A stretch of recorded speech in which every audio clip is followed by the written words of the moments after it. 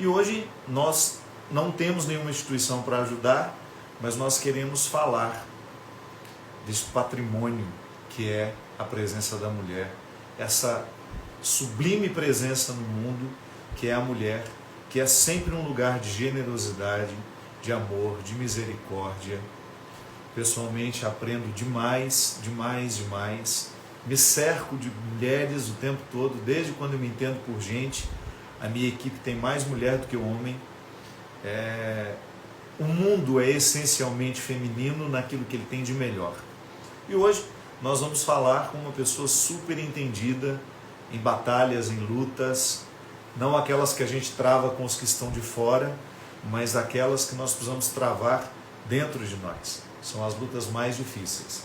Estou aqui tomando meu cafezinho, Café Três Corações, que nos convidou para esse convite, ou melhor, que nos convidou para essa noite. Olha que coisa mais linda essa xícara que eu ganhei.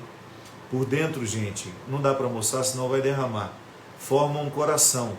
Então é muito, muito lindo. Eu estou tomando o café da minha querida amiga Luciene, que é um dos cafés premiados do Projeto Florada. Eu não sei se vocês sabem, mas o Projeto Florada, eu sou padrinho desse projeto, ele é uma iniciativa linda que o Café Três Corações teve, de buscar cafeicultoras, mulheres, Brasil afora. A Cíntia Sangalo, minha querida amiga, está dizendo que é o meu café preferido. É o meu também, Cíntia. Obrigado pela sua companhia. E esse projeto lindo, minha gente, fica procurando mulheres Brasil afora, para poder fazer esse projeto, que é de valorizar essa produção artesanal que só as mulheres são capazes de fazer. A minha convidada já está aqui. Boa noite, Rafa. Boa noite, Padre Fábio. Nossa, que emoção estar aqui com você, que lindo no dia de hoje. Estou muito feliz. Querida, obrigado. Estou tomando um cafezinho aqui já, para manter a alma acordada e viva. O Padre Fábio, você sabe que eu acabei entrando nesse projeto porque eu vi nas prateleiras esse café. Eu falei, como assim, gente? Um café produzido por mulheres. E tem a foto delas. Tem a foto. Aí eu vi que você foi visitar uma delas, né? Você fez uma visita até a propriedade. Eu fui visitar a minha querida Luciene, que está aqui, ó, que foi várias vezes campeã, que ficou sempre entre os três primeiros, várias vezes. Depois eu vou ler um pouquinho do currículo dela. Mas hoje eu recebi um aqui muito especial, que ficou em quarto lugar, esse micro lote, né, que é super especial, que é cultivado pela Silvia Pereira aqui. Eu acho bonitinho porque nas embalagens do café a gente tem a oportunidade de conhecer quem cultivou. Ô Rafa, mas muito obrigado por você ter aceitado o nosso convite. Eu sei que você está super entendida com as questões. Eu estava falando antes de você entrar que as maiores batalhas que nós precisamos enfrentar na vida não são aquelas que a gente trava com os outros que estão de fora. São aquelas que internamente nós precisamos enfrentar. E você desenvolveu um tema muito interessante, que é sobre a síndrome da impostora. Esse tema foi inventado por você? Esse termo você já tinha escutado em algum lugar? Eu fui procurar. Sabe quando a gente tem alguma coisa e se acha médico e dá um Google, assim, nossa, vou ver o que eu tenho, levei uma picada, de que é essa picada que eu levei? Eu fui procurar, eu falei, gente, que sensação é essa? E aí eu descobri duas mulheres, a Suzane e a Pauline, elas são americanas, falando sobre a síndrome da impostora. E eu aí acabei escrevendo aqui meu livro falando sobre a minha experiência. Porque era uma sensação que, assim, meu Deus, nunca eu tô pronta. Eu nunca sou boa o suficiente para fazer alguma coisa. Essa síndrome é algo que também, né, acontece com homens, mas mais ainda com mulheres. Mas, com certeza, você já passou situações assim, de falar, nossa, por que eu? Como é que eu que tô aqui? Essa visibilidade... O que eu tô fazendo aqui, né? De repente, num programa enorme, o que eu tô fazendo aqui? Então... é sempre essa pergunta que a gente tem quando a gente acha que não está pronto, que não é merecimento, às vezes acha que as nossas conquistas são só sorte. Então, é um tema que eu tenho falado muito com as mulheres por aí. Hoje nós estamos comemorando, claro, é apenas um marco significativo, né, daquilo que nós precisamos comemorar todo dia, que é o crescimento da mulher. Ainda hoje eu vi uma postagem que eu achei muito interessante, da Leilani Norman. Ela disse: hoje não é um dia poético, é um dia político. É um dia de recordar o que nós já alcançamos, mas é também um dia de reivindicar ainda aquilo que ainda nos falta. Eu sei que no mundo da mulher, as conquistas estão apenas começando, nós ainda estamos anos-luz daquilo que nós precisamos alcançar, mas você conseguiu entender que, dentro do contexto feminino, é mais comum você encontrar a síndrome da impostora? Você diz que eu também sou capaz de fazer isso comigo. Em muitos momentos, eu não me senti capaz de realizar aquilo que eu sabia que podia. É como se tivesse uma voz dentro de mim que me desacelerasse, que me desestimulasse, que me fizesse prestar atenção no meu lado mais sombrio, não entendesse tanto que a sombra faz parte de mim. Mas em muitos momentos eu fui paralisado por este meio, por esse recurso, né? por essa sabotagem, né? Isso. Me diga uma coisa, você identifica que no contexto da mulher, historicamente, vocês têm mais razões para, às vezes, se sentirem mais sabotadoras contra vocês mesmas? Sim, é importante a gente dizer que essa sensação, né, ela não é mais um problema da mulher, não. Ela é um reflexo de um contexto externo que reflete no nosso interno. E aí, é óbvio, quando a gente tem menos representatividade, proporcionalidade, eu falo muito de proporcionalidade, porque às vezes assim, você até tem uma candidata que foi eleita lá, né, uma vereadora, uma deputada, mas é proporcional, ainda mais falando mulheres negras, mulheres com deficiência, mulheres trans, então assim, a gente tem essa proporcionalidade? Não tem. E você fala uma coisa perfeita, que é essa vozinha, porque assim, a gente cresce, né? Vamos lá, o bebezinho, a gente fala mamãe, papai, eu te amo. A gente aprende a se comunicar, mais ou menos, né? Precisamos melhorar muito, mas com o próximo. Então, para o próximo a gente fala por favor, a gente fala obrigada, mas essa nossa voz, dentro da programação neurolinguística, a gente chama ela de auditivo digital. A gente acha que é um pensamento. Ah, só pensei. É abstrato, é inofensivo, e eu chamo eles de pensamentos impunes, porque eles pairam na nossa mente e a gente não pega e fala, não, esse pensamento, ele é uma comunicação. É como se a gente estivesse conversando com a gente e é o dia inteiro. Agora você está me ouvindo, você está pensando, você está conversando com você. Então pensa só, uma comunicação concreta, ela muitas vezes é abusiva. A gente fala tanto, né, Padre, sobre o relacionamento abusivo, mas muitas vezes a gente fala pra gente coisas que a gente não falaria nem pro nosso pior inimigo. Então, quem passa aqui na frente do espelho e fala, ó, você tá bonita, você tá bonito, você é capaz, você é bom, coragem. Eu digo assim, às vezes que a gente quer desistir, se chega um amigo, uma amiga, um parente, quando que a gente fala, ah, desiste. Ah, desiste aí. A gente não fala isso pra ninguém. E pra gente, a gente fala, né? Você sabe que eu, como padre, o meu grande trabalho, eu acredito que hoje eu atendo muito menos pessoas. Hoje eu praticamente não tenho mais esse contato direto. O meu trabalho foi me deixando muito solitário, lamentavelmente. Não reclamo, mas é a maneira como hoje eu posso fazer.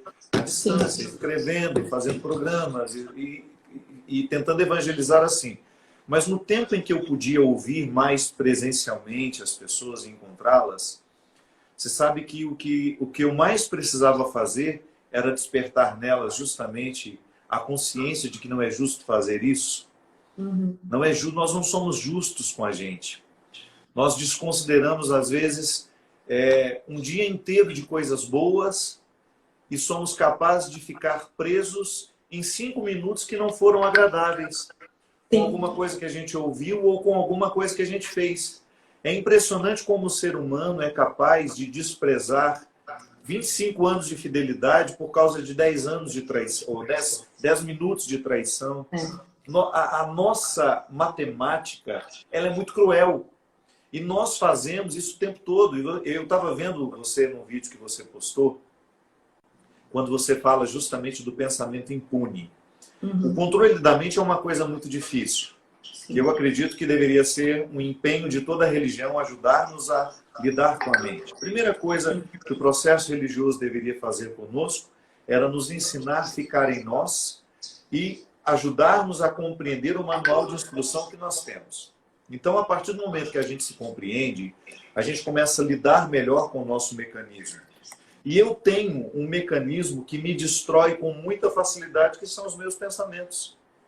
Então, se eu não desarticulo o poder do pensamento destrutivo, ele vai minando as minhas estruturas. E eu me lembro, Rafa, que às vezes, como padre, o meu grande esforço com as pessoas era justamente retirar delas esse contexto de autodestruição. Como nós nos adaptamos àquilo que nos destrói. É impressionante. E a gente entra nesse ciclo, né, vicioso de pensamentos repetitivos. Muitas vezes a gente tem ouvido falar bastante a palavra procrastinação, né? Ah, essa pessoa procrastinou, ela não faz o que tem que fazer. E as pessoas acabam achando que muitas vezes a procrastinação ela vem de uma preguiça, mas a procrastinação muitas vezes vem de uma insegurança, porque se você pensar assim, você é escritor, né? Bom, se eu escrever, pode ser que o livro seja um sucesso, pode ser que não. Eu vou ser aclamado, mas eu também vou ser criticado. Então a pessoa acaba achando subterfúgio no dia a dia dela para não fazer. Porque ela fica no campo mental. Porque no campo mental, a gente é um sucesso. E você se imagina, né? Fazendo várias coisas, mas assim, na prática, nem tudo são flores. Então, assim, muitas vezes a própria procrastinação, ela vem dessa autossabotagem, por medo do julgamento. Eu tenho uma frase que eu repito muito, até a camiseta que estou fazendo agora, que chama "Todo julgamento é uma confissão". Eu falo muito essa frase e ela me ajudou muito, sabe, padre, na minha caminhada a ter menos medo de tentar, ter menos medo de errar, ter menos medo de me expor, de ser eu mesma, porque quando você começa a pensar que todo julgamento é uma confissão, e o melhor exercício não é pensando, quem me julga, e sim quem eu julgo. Eu comecei a perceber quem eram as pessoas que eu julgava, que eu tinha preconceito.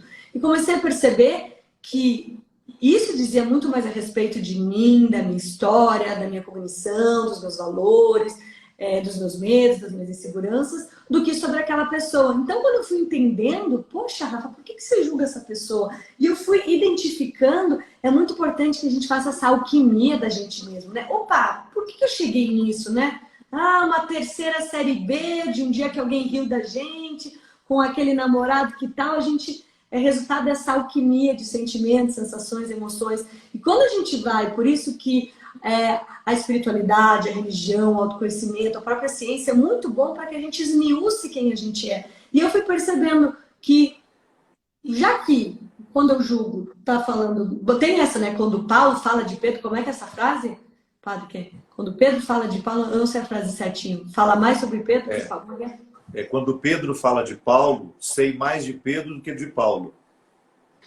É perfeito, né? Porque, então é isso, quando a gente fala, a gente sabe mais da gente até do que do próximo. Então, quando as pessoas passaram a me julgar, se é um julgamento, se não é um conselho, se não vem de alguém que a gente ama, que é muito bom a gente escutar, eu comecei a entender que, bom, esse problema não é meu, é dessa pessoa.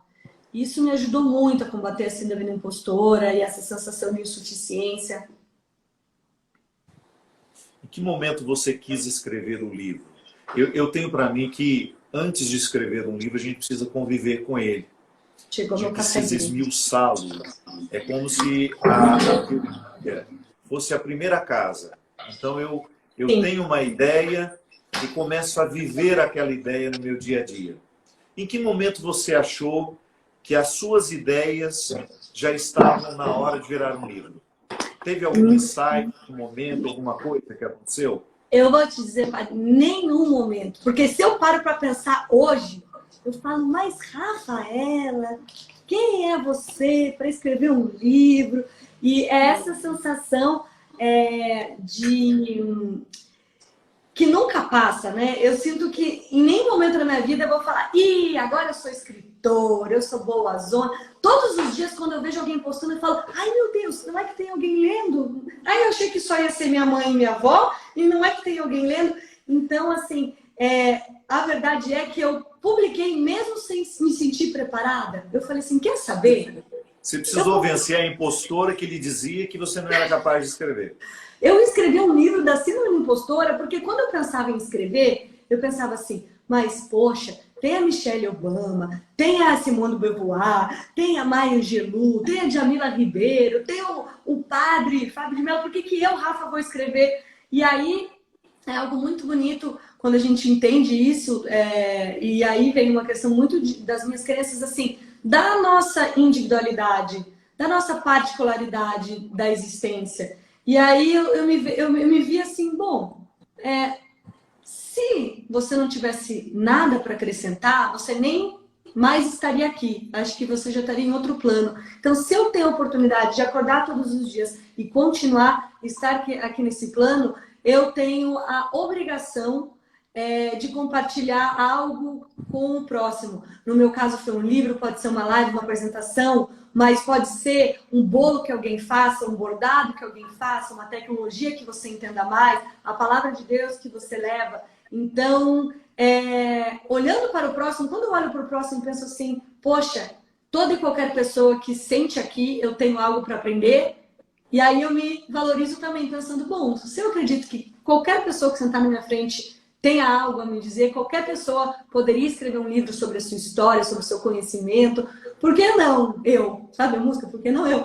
E aí eu escrevi... Por que não eu? E aí eu escrevi... É um livro muito simples, é um livro fácil de ler, mas que eu tô muito feliz de saber que tem mulheres que leem. Eu tenho recebido muitas mensagens, poxa, tinha recebido uma proposta de trabalho, se não fosse seu livro, eu não teria ido. Porque no começo da minha carreira, eu fiz um concurso e eu passei e eu não apareci para trabalhar, porque eu achei que a qualquer momento iam descobrir que eu era uma farsa.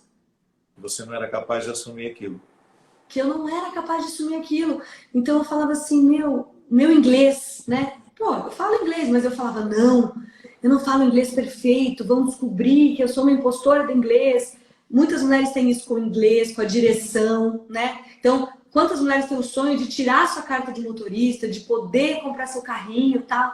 Não vai, por quê? Porque na estrutura, né, que a gente tem machista, poxa, a gente vê os homens fazendo isso, os homens liderando, os homens em cargos importantes. Então, a gente Rafa, tem que e é muito bacana, porque todos nós necessitamos de processos terapêuticos. Não tem ninguém nesse mundo que tenha o direito de dizer, olha, eu estou absolutamente harmonizado com a minha história, com os meus sentimentos, com os meus pensamentos, com os meus fracassos, sucessos. Eu acho que todo mundo precisa um pouco de terapia. E quando eu digo terapia, eu não estou me referindo apenas aos processos formais da terapia, mas tudo aquilo que na vida pode ser terapêutico. A leitura de um livro, por exemplo. É tão bom a gente perceber, né, que, de alguma forma, nós participamos do processo terapêutico das pessoas. Eu acredito que você tenha escutado muito isso. Que como você veio da televisão e você tinha uma visibilidade a seu favor, as pessoas ficam, no mínimo, curiosas em saber o que essa menina está dizendo. E quando você vem e traz uma reflexão, por mais que você possa, do ponto de vista literário, considerar o seu livro um livro simples, mas a simplicidade costuma ser eficaz. O conceito de eficácia é muito diferente de tudo aquilo que nós estamos acostumados a lidar quando nós queremos falar da capacidade que uma coisa tem de resolver dentro de nós. Às vezes eu sou eficiente, mas eu não sou eficaz. A eficácia é um elemento a mais da eficiência. Então é interessante porque você pode provocar no coração de muita menina que se identifica você como artista, como pessoa, como uma celebridade que tem uma visibilidade na televisão, e de repente você participa do processo terapêutico dessas pessoas. Isso é muito bom, não é? Não, eu choro todo dia, assim, pensando que eu tive essa oportunidade, sabe? Obviamente que eu não o pouco que cheguei, mas eu não cheguei aqui por acaso. Eu vim de uma família, acho até interessante a gente falar aqui para o seu público que preza tanto, né, as relações familiares. Você sabe que quando eu tinha 11 anos, Padre Fábio, meus pais organizaram um encontro. Vou tomar um cafezinho com você. Um encontro chamado Transformando Sonhos em Realidade. Com moletom, faixa, a gente foi para um hotel. E aí, nesse encontro, a gente falava sobre os nossos sonhos. Não só eu com 11 anos, mas as minhas duas irmãs, uma 7 anos mais velha, outra 14 anos mais velha, mas também os nossos pais. Então era assim, qual é o seu sonho? Eu com 11 anos, eu queria ter um cachorro poodle, eu queria fazer uma viagem tal. Naquela época era aquele cachorro poodle, sabe? Sei, tava na moda. Tava na moda. Mas assim, para minha mãe já era, poxa, a mãe queria falar inglês, meu pai queria talvez uma outra posição na empresa. E a gente, como família, estruturou um time para realizar esses sonhos. Então, assim, como que a gente pode ajudar? Bom, eu posso ajudar minha mãe com o inglês, a minha irmã mais velha pode ir comigo lá naquele pet shop para ver o cachorro. E a gente sempre se organizou como um time. E a gente faz isso há 21 anos. Todo ano a gente se encontra e a gente fala quais são os nossos sonhos. E o mais bonito disso é que eu tive a oportunidade de estar numa família que tem um amor propulsor. Porque amor existe em todas as famílias, mas muitas vezes o amor é protetor. Então você fala, eu quero mudar de emprego. Não vai, minha filha, você tá tão direitinho aí.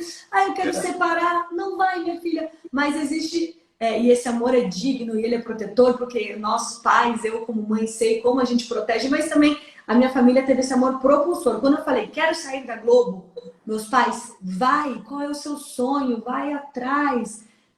Então, eu, na verdade, sou... hoje, né, eu consigo chegar em tantas pessoas, porque também eu tive esse privilégio de vir dessa família que me encorajou sempre. O amor protetor, ele tem uma data de validade, né? Se ele se estende além do que nós merecemos e devemos ser protegidos, ele começa a desproteger. Eu sempre digo que o grande desafio do pai, da mãe, de quem coloca um filho no mundo, seja lá qual for o formato de família. Existem muitas mulheres que criam seus filhos sozinhos, existem muitos homens que criam seus filhos sozinhos, mas em algum momento a gente precisa identificar que já não está mais no momento de protegê-los, mas de promovê-los. É muito difícil. Às vezes nós queremos um amor possessivo e às vezes a síndrome da impostora está justamente ali. Quando nós ficamos muito acostumados à estabilidade que o amor protetor nos traz. Quando você sai um pouquinho daquele horizonte, porque o mundo é muito maior que a nossa casa, quando você começa a precisar enfrentar o mundo sem a barreira dos seus pais, sem a proteção que os seus pais lhe colocam, a gente se sente incapaz. Por isso que é tão importante que a gente tenha essa propulsão também, como você mesma disse, né? Protegeu, mas depois promoveu e expulsou. Vai fazendo o que você precisa fazer, menina.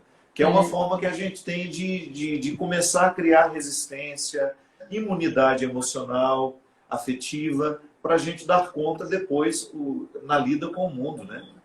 Adorei essa palavra, imunidade emocional, muito bom. A gente cuida, né, da nossa imunidade, toma aí, tá todo mundo tomando vitamina D, tal, como é importante a gente ter esse estofo, né, emocional. Eu, ao longo do caminho, não vou dizer que sempre estive assim, porque obviamente que você sai, né, e quando você vê, você é tomado por alguns valores que não são seus. Eu não tenho nenhuma vergonha de falar, teve uma época da minha vida que eu fiquei meio deslumbrada, assim, sabe, meio besta, de querer comprar coisas pela marca, e tudo bem quem o faz, mas dentro dos meus valores aquilo não fazia sentido. Então, quando eu vi, eu, por exemplo, queria comprar uma bolsa porque ela tinha um símbolo X, mas podia ser uma bolsa preta. E tudo bem quem quer comprar pelo símbolo, mas você tem que se questionar sempre, em tudo, né, na nossa vida, padre, o que aquilo faz sentido para você? E eu vim de uma família muito simples, meus pais são do Rio Grande do Sul, do Alegrete, de Uruguaiana, aquilo não tinha a ver comigo, mas eu fui tomada, né, obviamente, porque a gente também se mimetiza naquele ambiente, e algumas vezes eu tive que retomar para minha essência e falar, não, deixa eu entender, isso faz sentido para mim? sabe? Coisas... Usar salto faz sentido para mim, como mulher? Olha, talvez num lugar sim, num casamento que vai tocar, sei lá, pagode que eu amo, talvez eu queira ir de rasteira, por que não? Então, é muito importante que nós, como sociedade, principalmente as mulheres, a gente sempre se pergunte por que a gente está fazendo a coisa, né? Porque muitas vezes são convenções sociais, senão, por exemplo, os nossos avós não podiam abrir conta no banco, sem autorização do marido. Ainda bem que mulheres que vieram se questionaram, então é muito importante que a gente se questione o tempo inteiro, né? O mundo ainda é muito machista, né? Nós ainda estamos dentro de uma estrutura que precisa evoluir demais, demais, demais, demais. Eu percebo como nós ainda somos obtusos na nossa maneira de pensar a mulher. Já é pretensioso isso, né? Nós deveríamos pensar a condição humana o tempo todo. Mas em muitos momentos eu vejo essa pretensão de pensar uma superioridade mesmo. E vocês são capazes de qualquer coisa. Hoje nós estamos celebrando um dia tão especial, recordando aquilo que precisa ser celebrado todo dia. A mulher é uma potência onde ela quiser, como ela quiser, da forma que ela quiser. E em tudo aquilo que ela assume o compromisso de fazer, ela faz com muita excelência e coloca-nos no bolso, porque vocês têm uma capacidade de compreender a realidade muito mais ampla do que nós. Isso é um atributo feminino, que se por acaso nós homens temos, é porque a gente aprende com vocês. Eu sempre digo isso, toda a minha sensibilidade advém da minha mãe. Se o meu pai teve alguma sensibilidade na lida comigo, é porque ele aprendeu com a mãe dele, não com o pai. A lida com o pai é diferente, é sempre pautada de uma forma diferente. Porque são riquezas que se encontram, né? Eu tenho aqui toda a riqueza da minha condição de homem, mas eu tenho toda a riqueza da minha condição de mulher que me foi dada pelas pessoas que me criaram. E eu sou meio suspeito para dizer, Rafa, porque eu fui criado num ambiente muito feminino. Então, a minha sensibilidade, ela é a flor da pele. Eu tenho o meu lado feminino muito, muito trabalhado, muito reconciliado. E eu sou capaz de sentir toda vez que eu vejo uma mulher com muito potencial sendo negligenciada, talvez por uma cultura machista, ou até mesmo por uma relação abusiva que ela foi assumindo sem perceber que estava cedendo para a sua essência. É tão bacana você dizer que ficar atenta àquilo que é essencial para você. Não é nenhum problema você ter uma bolsa de marca, mas isso definitivamente diz muito mais respeito ao ego da Rafa do que ao eu. A sua essência te pede outras coisas. Eu estou vendo que você está morando na roça, né? Você está passando dias no campo. Nossa, eu tô me realizando, eu fui resgatar coisas da minha infância, sabe? No sítio, e lá eu fico, gente, eu fico, aí sim, é deslumbre, porque eu fico vendo a flor, eu falo, ela estava fechada, quando eu vejo, abriu do dia para a noite, eu processo, piro, né? Eu piro, sabe? E outra coisa também que eu fui trabalhando ao longo do tempo, e as redes sociais trazem muito isso pra gente, né? A gente está aqui, muitas vezes, lá no Instagram, só passando o dedo, olhando, e aí a síndrome do impostor, ela vem de algo também que é se comparar. É lógico que o ser humano, ele sempre vai se comparar de alguma maneira, porque é uma forma de medir. Isso é alto, isso é baixo, é uma forma de sobrevivência a gente ter algumas métricas, né?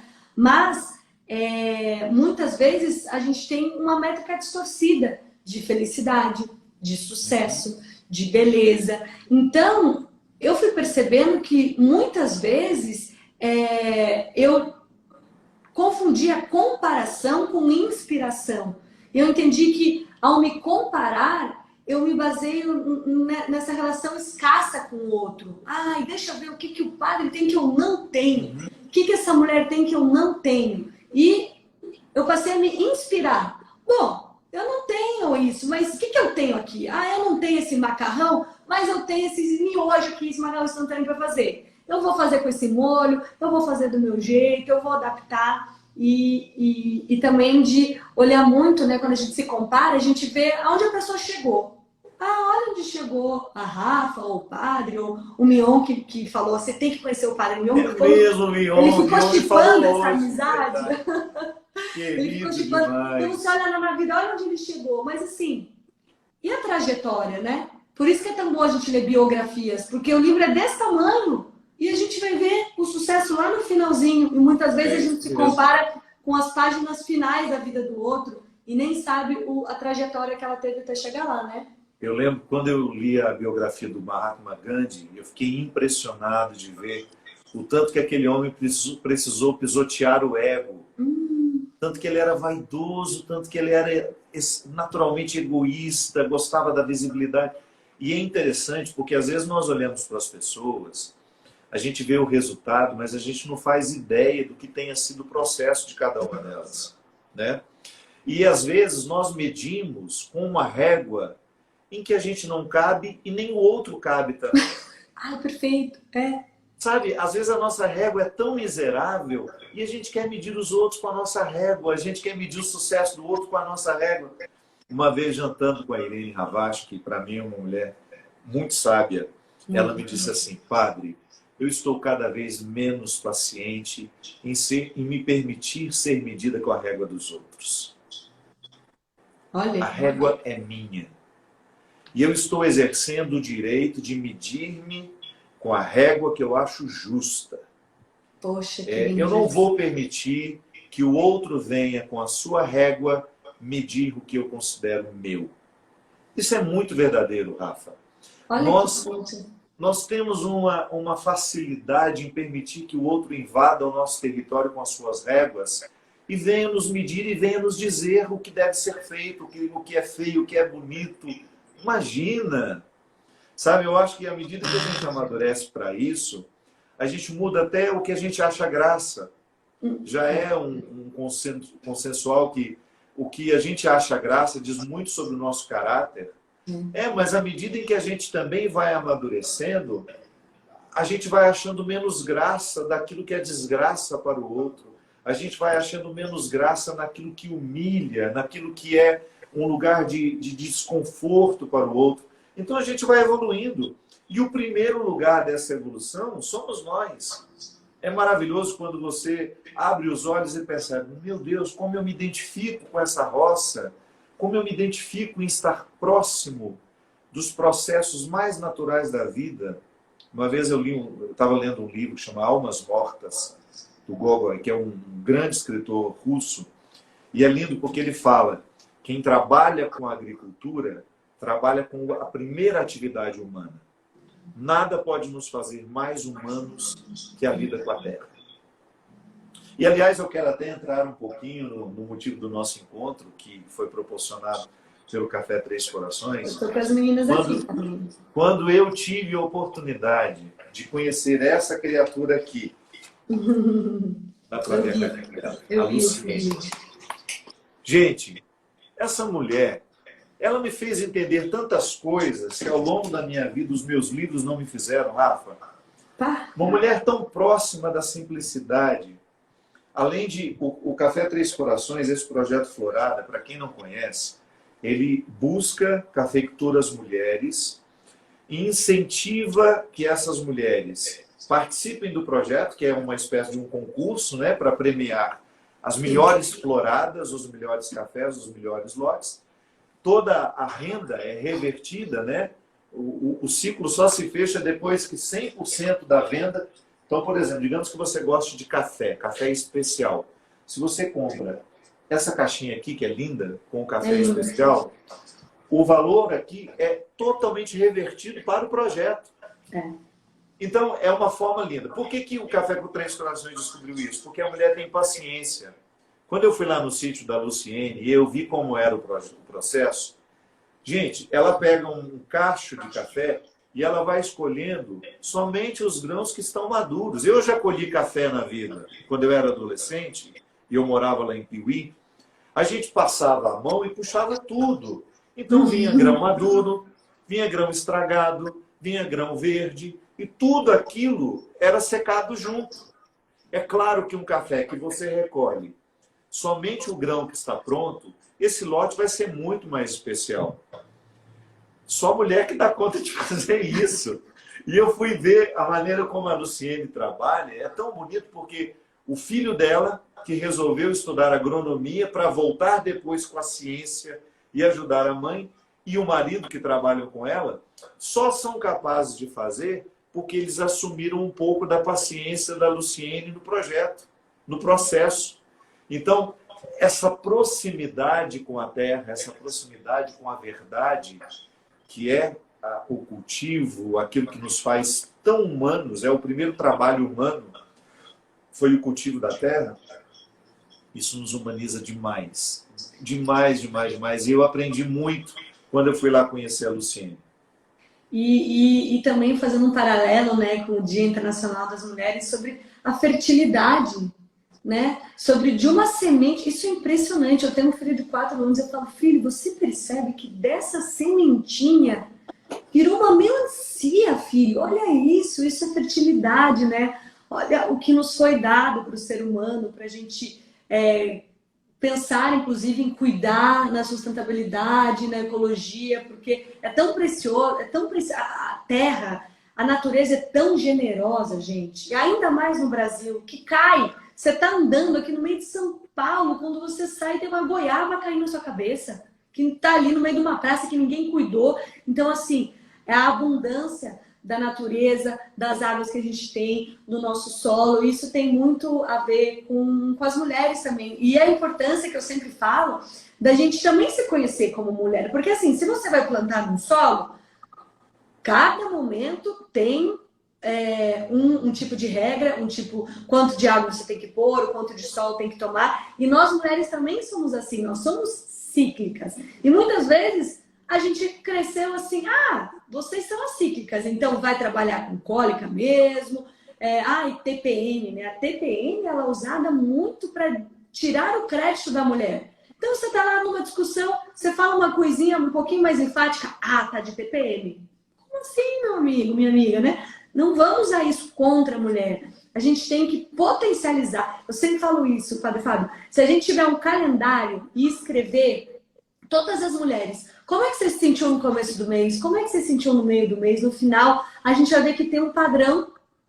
E muitas vezes a gente pode potencializar. Então, assim, a época que você tá de TPM, se a sua TPM for uma coisa mais agressiva, vai fazer um box, vai correr. Se você tá mais introspectiva, quem sabe é a hora de você escrever, de você propor uma reunião com a sua equipe para falar de coisas mais sensíveis. Então, assim, a gente também aprender a cuidar da gente, como a gente tem que ter o conhecimento da natureza.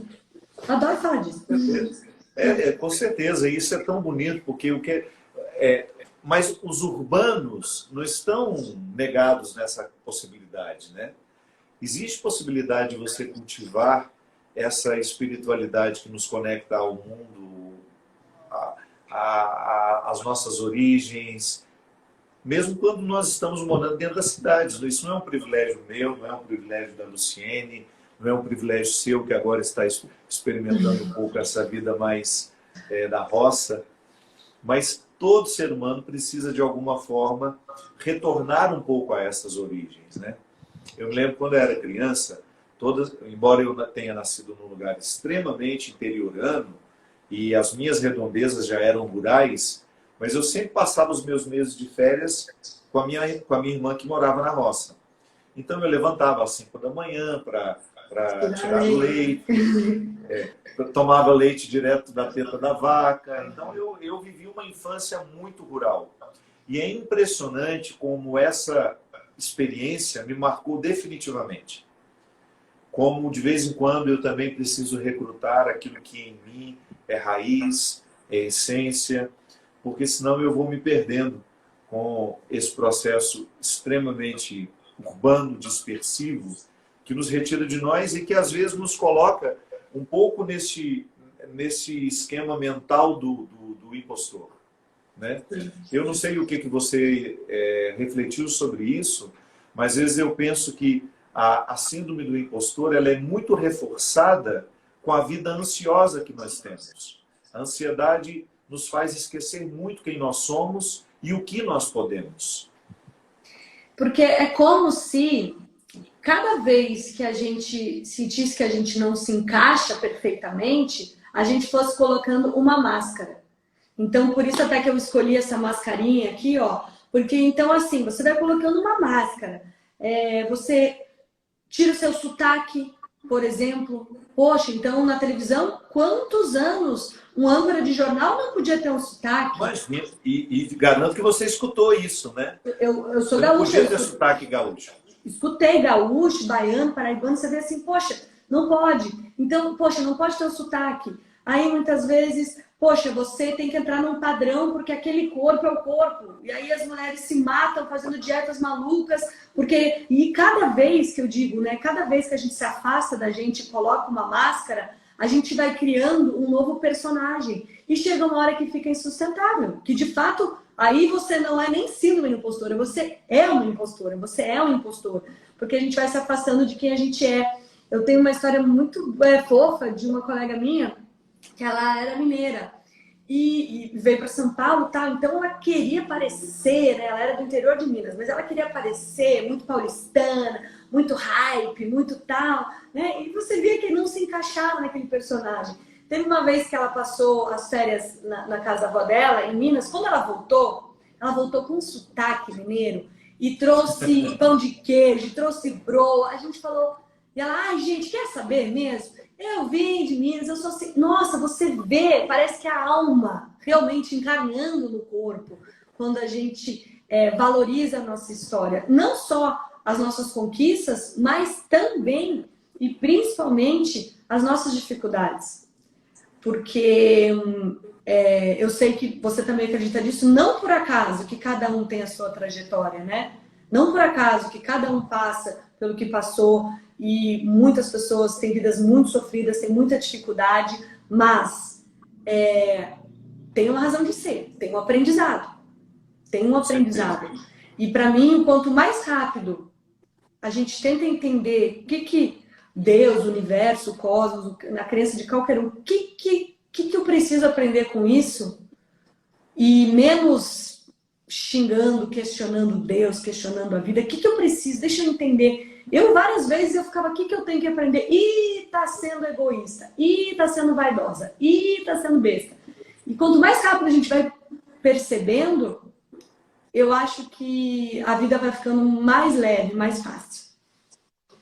Ô, Rafa, você já teve a oportunidade de falar com as mulheres cafeicultoras do Projeto Florada, não? Você sabe que eu sou novinha no projeto.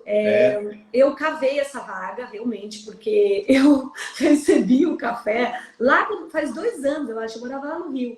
E eu postei, não era public post, eu postei, gente, que projeto Gostou, é esse? Né? Eu postei, falei, que coisa maravilhosa, me encheu os olhos, assim, marquei 3 corações, coisa que eu nem faço, né? Porque hoje em dia a public post faz parte da minha vida financeira.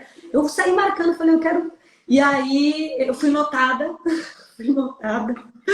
e me chamaram para fazer parte desse projeto.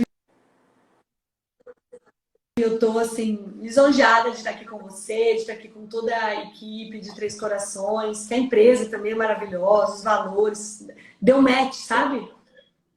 São muito bacanas. Os irmãos que comandam, toda a equipe, eu tenho tido muita alegria em participar do Projeto Florada, porque é aquela velha história. Quando a gente vê uma caixinha aqui com cafés com pontuação de, às vezes, de mais 90 pontos, né? Para quem entende de café, sabe o que isso significa. Esses cafés alcançaram as notas daquele que... Meu Deus, um café pontuado com 90 pontos é muito, mas muito bom. Pensar que esse projeto já impactou mais de 2.500 mulheres. Hoje nós estamos aqui falando do Dia Internacional das Mulheres. É tão importante a gente salientar que esse projeto deu uma caída aqui. Tem como grande objetivo valorizar as mulheres. Valorizar essas cafeicultoras que estão trabalhando duro, trabalhando com amor, com muita dedicação, para que pudesse chegar até nós. Então, com certeza, Rafa, já quero começar lhe agradecendo pela oportunidade que nós tivemos de conversar com você. Esporte dessas embalagens bonitas só são possíveis porque muitas mulheres venceram as impostoras que estavam dentro delas. Perfeitamente. O meu recado aqui é assim, mulheres, deixa eu pôr aqui para carregar. Sou nova na internet, sabe, pai? Não pôs para carregar. Sem problema. Mulheres, escutem essa conversa interna, esmiucem ela, se perguntem por que você está pensando assim. Compartilhem com outras pessoas, compartilhem com as suas amigas, com as suas irmãs, com as suas cunhadas, porque você vai ver que a maioria das vezes a nossa autocrítica é muito maior do que o que a gente acha que o mundo está pensando da gente.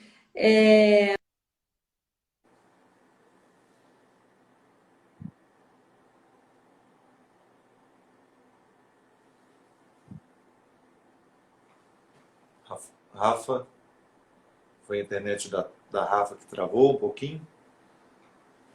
Vocês estão nos ouvindo?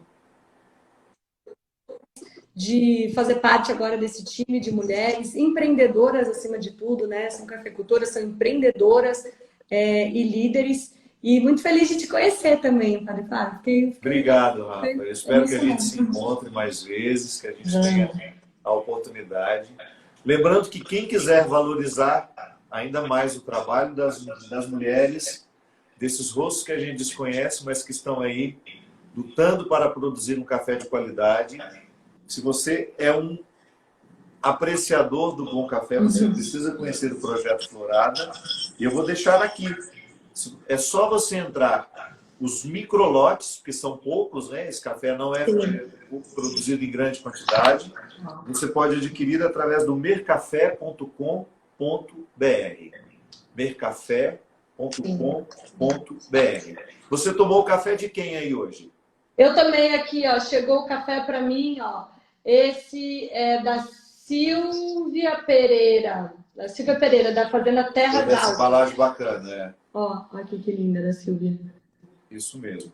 E eu achei tão bonito quando me contaram que assim, que os donos, né, os irmãos, eles são tão apaixonados que às vezes eles falam assim, não, mas esse café é muito bom, ele poderia ir para a feira, ganhar prêmio, então tem que cobrar mais caro. Eles falam, não, o preço está bom, a gente quer que mais pessoas apreciem esse café, que mais pessoas apreciem esse café feito por mulheres, né? Então, eu fico muito feliz de poder tomar meu cafezinho, que eu sou movida a café. De manhã, eu primeiro tomo café, depois eu acordo. O pessoal aqui em casa já sabe. Agora no sítio, então, nossa, fazer um pão feito em casa, tomar com um cafezinho. Olha, gente, até xoxar o café no pão, assim, sabe? Um pão no café. Sei. Também faço isso. Uma xoxada no pão com manteiga, com café. Eu pego aquelas bolachinhas Maria, faço um sanduíche de manteiga, põe bastante manteiga entre as duas, grudo e molho no café. É coisa que a gente faz sozinho, daí quando vai na reunião, né? Vai no café, faz eu assim. só estou contando para você. Com sopa também, às vezes eu falo, gente, sopa não precisa nem de colher, meu. Você vai só no pão, Uma hora acaba. Uma hora acaba. Rafa, muito obrigado. Parabéns pelo dia de hoje. Obrigada. Parabéns por motivar tantas pessoas, tantas mulheres de maneira especial a vencerem as impostoras que às vezes elas vão brigando dentro delas. Meus parabéns a todas as mulheres que nos acompanharam. Muito obrigado ao Café Três Corações. Obrigado pelo Projeto Florada. Obrigado a todas as mulheres cafeicultoras que estão nos acompanhando nessa live. Parabéns pelo trabalho de vocês. Que vocês continuem não só produzindo o melhor café, mas que vocês continuem nos ensinando sobre resiliência, sobre autossuperação e sobre tudo aquilo que nós ainda não aprendemos e que nós precisamos prestar atenção para poder trazer para a nossa vida. Obrigado pelo carinho, obrigado pela live, Rafa. Obrigada. Deus abençoe você e a sua família. Obrigada, Fábio, adorei estar aqui com você. Eu queria te deixar uma frase que tem pairado aqui a minha mente e tem muito a ver, né, com você, que eu comecei a analisar muita frase assim, ame o próximo como a ti mesmo. E muitas vezes a gente tem a impressão que o nosso problema do mundo é porque a gente não ama o próximo como a gente se ama. Se a gente amasse o próximo como a gente se ama, a humanidade estaria muito melhor. E esses dias eu refleti, eu falei, não é que eu acho que a gente está amando o próximo assim como a gente está se amando, porque muitas vezes a gente não se ama. E aí a gente reflete no outro esse não amor, essa cobrança, essa falta de paciência que a gente tem com a gente mesmo. Então, hoje a reflexão, peço licença para a gente fazer isso. Será que a gente tem se amado como a gente ama o próximo, como a gente ama nossos filhos, como a gente ama nossos irmãos, nossos pais? E é isso, para a gente ter paciência com a gente, trabalhar nosso auto-amor, nosso autocuidado, nossa autoestima. Adorei estar aqui, Padre. Obrigada. Obrigado, viu? Lamentavelmente, como você mesmo disse, às vezes nós oferecemos ao outro aquilo que nós estamos negligenciando em nós. É isso mesmo. Que a gente tenha cada vez mais os portais da nossa consciência abertos para a gente poder identificar essas negligências, corrigi-las em nós e oferecer o que temos de melhor a quem passar pela nossa vida. Obrigado, Rafa. Boa noite. Obrigada. Boa noite, meu povo querido. Vou deixar a live salva para quem quiser assistir depois. Beijo.